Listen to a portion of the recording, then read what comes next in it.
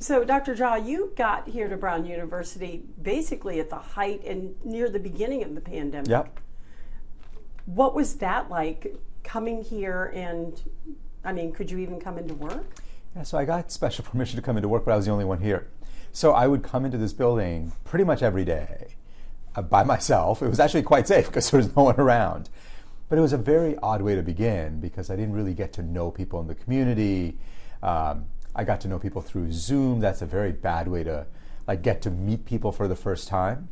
And it really took, a good 6 to 12 months before I felt like I got to meet everyone more broadly at the Brown University community, people in Providence. It took a while to really feel like I got to settle in. And then about a year and a half later, you're tapped to be the head of the COVID response team. How did that come about? Yeah, so I had been in touch. Actually, I had been in touch with the Trump White House during the first year of the pandemic. They would call me. I'd give them advice. They didn't always listen to what I had to say, but that's okay. They would keep calling. And then when the Biden team came in, those conversations continued. And then at some point in early 22, one of the senior Biden officials basically asked if this was something I'd be potentially interested in. I said, for God and country, anything, and I meant that. If it was something that I could do to help our country move forward, bring the pandemic to an end, of course I would be willing to do that. And that led to a conversation with the president, who asked me formally, and you can't say no to the president. So, how would you grade our response in this country to it? Is there anything you would have done differently? It's hard to give a single grade, right? Look, more than 1 million Americans died of this pandemic, and so obviously you can't give too rosy of a grade. I think there are some things we did very well as a country. I think there are some things we did not so well as a country. So let's talk about both of those. The most glaring success of the pandemic was the development of the vaccines. Operation Warp Speed under President Trump, built in very, very short order, but very scientifically rigorously. And that was overseen by the Trump administration. I thought that was an extraordinary accomplishment.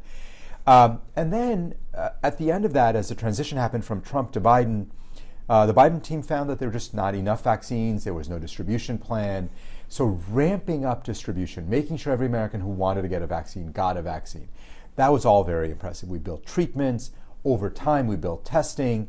I really do think we got this pandemic under control. And that's why life is able to return back and people are better. Where did we do less well? I think a couple of things. One was, I don't know that we were always very good about our communication, explaining to Americans where we were in the pandemic. Pandemics are dynamic. They start off, you don't know what's going to happen. Over time, you learn, you got to communicate. I think that did not happen as well as it should have. I think the way we handled schools as a country was a bit of a disaster. Some places did it better than others. But it made sense when schools closed in the spring of 2020, the very early days of the pandemic. But it was very clear, I would say by September, that we could open schools again quite safely. We did in Rhode Island. Governor Raimondo kept Rhode Island schools open. Other states did as well. But a lot of places didn't. And the harm that was done to children, I think, far exceeded any public health benefit that came.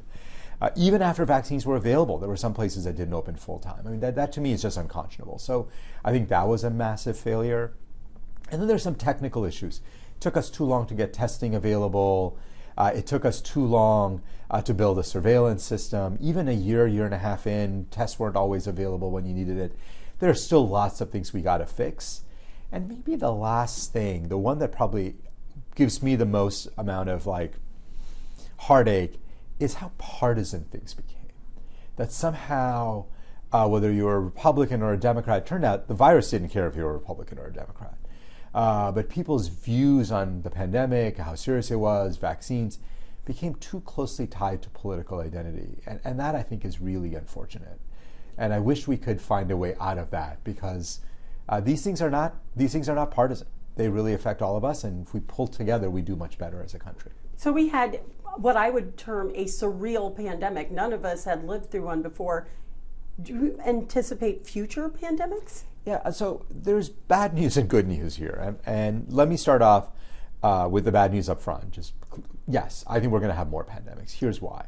Pandemics happen when a new virus affects a population that's not used to it. That's what happened with COVID. We're seeing the rise of new viruses, globalization, climate change. Put it all together, we are going to see more pandemics. So that's the bad news. But the good news is we have learned how to manage it in a way that doesn't shut down businesses, doesn't shut down schools, doesn't cause 1 million Americans to die. I actually think if we do our job right on preparation and response, we can manage our way through these things, have lots of surveillance, have testing, build up vaccines quickly once a new virus shows up. There are ways of managing outbreaks that if we implement those things and are smart about it, we can manage our way through it without really causing major disruption. I do want to get into what Brown University, the School of Public Health, is doing research-wise. But before we get to that, I want to talk about Trump's pick for Health and Human Services Secretary, and that would be Robert F. Kennedy Jr. Yeah. Some of his views, people are questioning. Yes. So first of all, let me start off by saying there is a proud tradition in the United States of health secretaries from Republicans and Democrats, including President Trump last time around when he picked Alex Azar, of really good people, smart people who are very knowledgeable, who lead by letting scientific ideas drive their decision making. The Secretary of Health and Human Services is actually a very, very important job. They oversee Medicare, so insurance that seniors have, Medicaid, they oversee the CDC, they oversee the entire research program of the country. Robert F. Kennedy pretty consistently has espoused ideas that have been widely debunked. Somehow HIV doesn't cause AIDS, or that polio was not caused by the polio virus. I mean, ideas that have clearly, it's not even like, oh, they're controversial, they're just wrong. And we've never had a health secretary that I can think of in my lifetime who is like this, not by a Republican, not by a Democrat, not even, as I said, not the previous secretaries that Donald Trump has chosen, President Trump has chosen. So it really worries me. And if he brings those ideas, his ideas on vaccines, and somehow they cause autism, vaccines do not cause autism, we know this. If he brings those ideas to his decision making, he's going to make decisions that are going to leave Americans much worse off from a health point of view. And that's what worries me. So we'll see what the Senate does, but I am concerned about this appointment. Well, he's also talking about putting research on hold, cancer, Alzheimer's. Yes. We asked how long? 8 years. Yeah, he recently said that he thought that we should stop all research on new treatments for 8 years. Well, for families that have somebody with Alzheimer's or with cancer, they can't wait 8 years for the research to get back going again. We actually need to be doubling down on research, spending more money and more resources on new therapies, new tests to help people with illnesses. So I worry about some of those ideas. Again, obviously all of us hope that he doesn't get the opportunity to actually implement those ideas, because somehow if he shuts off funding for research on new treatments, that would be very, very bad for America. And it would be also bad for our competitiveness. We have some of the best biomedical researchers in the world. If they're not getting funded here, they're going to leave and go do the research elsewhere. That leaves Americans worse off. Does that office have that much power? It turns out the Secretary of Health and Human Services actually has an enormous amount of power. He has the power, directly has a power to decide which preventive services, for instance, are going to be covered. Are mammograms going to be covered or not? That's his decision. Is colon cancer screening going to be covered or not? That's his decision. So he has very direct power. And then because he oversees the agencies that make those other investments, he can certainly substantially shape those decisions. What about Dr. Oz's Medicare, Medicaid? Yeah, I've known Dr. Oz for a few years. My interactions with him, I've always found him to be very reasonable, very thoughtful. Look, he was on TV. There are criticisms of some of the things that he talked about. You can always go back and find things that people have done in the past that have not been perfect. But what I know about him, and again, I'm not an expert on Dr. Oz, but what I know about him is I think he's very smart. I think he has got some very interesting ideas on how to make changes in Medicare. We'll see what happens. I think if he puts forward policy ideas that I don't think are good, I will stand up and say, I think this is a bad idea. I think if he puts forward ideas that are good, I'm going to support him. At the end of the day, if he preserves and strengthens Medicare and Medicaid, that would be more than enough for all Americans to support him. And RFK's slogan is Make America Healthy Again. He wants to get dyes out of food. And is this all reasonable to get done in 4 years? Well, look, first of all, we all want Americans to be healthier than they are. No question. And then when he talks about people should eat healthier diets, of course, like I'm at a school of public health, we have a whole army of faculty working on exactly that.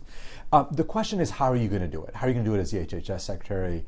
And what's the process you're going to use to make decisions? Okay, there are a lot of additives in food. Which additives are you going to allow to stay in? Which additives are going to be taken out? That generally you want to use a scientific process. He doesn't have a great track record on using scientific process on these things. So if he can make Americans eat healthier food, I think that would be great to see. But you have to be skeptical about his ability to get any of this done, given his track record. Let's focus now on the School of Public Health. You're Sure. now in your 11th year. Yes. Since you've been here, what are some of your big accomplishments, the things that you're most proud of? And then we'll get into what's the future looking like. Yeah, so the School of Public Health is a new school of public health. I mean, Brown University, of course, has been around for a long time, but relatively new school. I've been here for 4 years. And I think the things that I'm most proud of, we have an extraordinary student body, got to start there. I mean, our faculty and staff are great too, and they will be mad at me if I don't start with them, but I'm going to start with the students. Our student body comes from all over the country, all over the world, and I love that about our students. We have an online program where we have a nurse in Myanmar who's taking one of our, who's training to be a master's of public health student. So we feel like we're very focused on serving Rhode Island, but also the country and the world. From a faculty and research point of view, I think we're trying to really tackle the big topics that other public health schools are not. Certainly pandemics and biosecurity. You know, climate change is a huge health risk. We're seeing the big storms, the heat waves, the wildfires. We're doing a lot of work to try to understand how that's affecting people's health. And then there are all these changes in technology. Everybody hears about AI. We're pretty focused on trying to understand how is that going to reshape health. So there are big topics in front of us, and we want to be the place that really tackles those big topics. So that's what you're currently working on. So you figure out that climate change does affect our health, then what? Then what do you do? Yeah. So we know it already affects health. It's already affecting health. I think the research really needs to be to understand how is it affecting health, and most importantly, what can we do to protect health. So we know there are going to be major storms, and major storms are increasing. Okay, great. I mean, not great, but it is reality. Obviously, in the long run, we have to address the underlying cause, which is climate change, and other people are working on that. My interest is, how do we protect vulnerable seniors during major storms? Because that's going to become more and more of an issue. How do we protect someone who's on hemodialysis because they have kidney failure? If their dialysis unit gets knocked out during a storm, what can we do? So a lot of our work is really focused on solutions to try to say, how do we adapt to a changing world so we can continue to protect people's health? And let's get to funding, because that could be something you don't get much of. I mean, do you rely on the federal government or HHS for funding? We have the major bulk of our funding comes from NIH, from HHS. So we do. The way I have thought about that, people have asked me, well, what does the election mean? How is this all going to play out? The way I say is, look, if our research continues to deliver for the American people, if we focus on the topics that really matter, what are the things we're doing research on? We're doing research on opioids. Opioids are a major crisis. We're doing on health policy and making sure Medicare and Medicaid are programs that are solvent and working for the American people. And we have a whole list of areas that we work on. If we do that well, and we deliver good scientific information for the American people, I think we're going to be okay. I think NIH will continue to fund those things, and certainly hope that policymakers will continue to support NIH. RFK is talking about releasing, 600 researchers and bringing in 600 employees. Not sure what that means. Yeah, I'm not sure either. We'll have to see what his policy exactly is. Again, I think that his track record on things like this are not great. Doesn't give you a lot of confidence. If President Trump had picked someone like his previous health secretary, Alex Azar, I think that would have been great. But he's going in a different direction. But at the end of the day, like, the way we make progress as a country, the way we have made progress on health, is by investing in science, by investing in great research, by investing in our fantastic biomedical infrastructure, the academic medical centers, the schools of medicine and public health. NIH is a really critical component of that, and I hope that gets to continue. And finally, let's talk about, you have programs that address health inequities. Yep. You even are recruiting students from HBCUs and from here in Rhode Island. Yes. That is so important, and I think that gets off people's radar screens, and it should be on them. Absolutely. Look, one of the things that I believe, if we're going to make changes to public health and make public health more effective, is we have to bring new people into public health. Not the same crowd that we've always had. And again, I'm part of that old same crowd, so I don't want to criticize it too much. But the truth is, we need new voices and new perspectives in public health. Part of the reason we built a program, for instance, focus on HBCUs, historically black colleges and universities, is there are a lot of people in those communities who have gone to great colleges who never think about coming to Brown for a public health degree. We have a Rhode Island Scholars Program. This is focused on people who have a long-standing commitment to Rhode Island. We want to train them because we think this is a great community where we live. We benefit so much from being in Rhode Island, and we've got to give more back. And one of the things we can do, so we've built a whole program where tuition is free. We do a lot of other things for Rhode Islanders who come to this program. And we are proud of it, and I think it's a really important part of giving back, but also making us a more effective school. Anything else you'd like people to know? You know, I think the pandemic introduced a lot of people to public health for the first time. And there are some people who saw it as public health is about restricting this or closing that. Actually, public health works best when it works in the background. When you turn on your tap water and drink that water and know that it's safe, that's public health. Right? When you go out and the air is cleaner and not full of smog the way it was in the 70s and 80s, that's public health. I want to get public health back to that. Doing things in the background, letting Americans live their lives, but making the kind of changes that let them live healthier, happier lives without having to work extra for it. RFK Jr. thinks we shouldn't have fluoride in the water. Your thoughts? Yeah, so I always go back to what is the evidence here? What's the data? We know that since we started putting fluoride in water, cavities, dental caries among kids has plummeted, gotten much, much better. There's more recent evidence. In Alaska, they got rid of fluoride in a couple communities, I think in Juneau and elsewhere, and saw a doubling of the number of dental caries. So I think the evidence on fluoride is there. It's important. Obviously, we want to reduce the number of cavities for kids, for adults, and that's why I have largely been supportive of keeping fluoride in the water. And I think if before we make any big decision, we should really look at the evidence and data and not base this just based on, oh, I like it or I don't like it. It doesn't matter. What does the data tell us? What does the evidence tell us? That's how I practice as a physician, by the way. When I decide whether I have to give a treatment or not, I'm like, what's the evidence here? If this is going to work, we should do it. If it's not, we shouldn't. That's the strategy we should use with fluoride. Does it cause health problems? Well, at very high levels, it can. And that's why you got to be careful about how much you put in. Now, most places in the U.S. don't get to those toxic levels. But I remind people, anything at excessive levels can be toxic, right? So the key is get the right dosing at a dosing that will help with preventing dental caries, but will not cause those sort of toxic effects. You really have to give very, very high levels of fluoride to cause that. We can avoid that. We do avoid that in most places. How is it monitored? Well, there is a certain amount that is added to the drinking water, and then those levels are checked on a regular basis by most municipalities. And I think that's obviously the right way to do it. You want to do an ongoing monitoring. If it gets too high, you got to lower it. But in general, in most communities, that has really stayed within that safe level. And I noticed the CDC has a website with which states have fluoride in the water and which don't. And there are a few states that don't at all. Yeah, and I think this is a place where we should let evidence drive this. I think the evidence that fluoride helps reduce dental caries is clear and is there. And that's why I've generally been supportive of it. I think if there's any decision or pull back from that, we should really base that on data. Are you in full support of continue to be vaccinated, a COVID vaccine, a flu vaccine? Here's what I know. About 30,000 Americans are dying every year of the flu. Probably between 50 and 70,000 Americans are dying from COVID. These are mostly older people, people with chronic diseases. And so for that population, COVID vaccines every year is essential. I have elderly parents, they get their COVID vaccine every year. I think for younger people, it's much less urgent. Now, I still think people benefit under 65, but I think the really important group is people who are 65 and older, because we know that's the group that if you get COVID and if you've not had the most recent vaccine, you're much more likely to get into trouble. Okay, and you are a supporter of continued vaccine, preventative vaccines. Yeah, look, we know that elderly people, many of them die every winter from respiratory diseases, RSV, COVID, flu. Many of those, most of those deaths are wholly preventable. And by the way, the deaths are so consequential. It means not having grandparents around. It means just, these are very awful things for families, obviously for the person and their loved ones.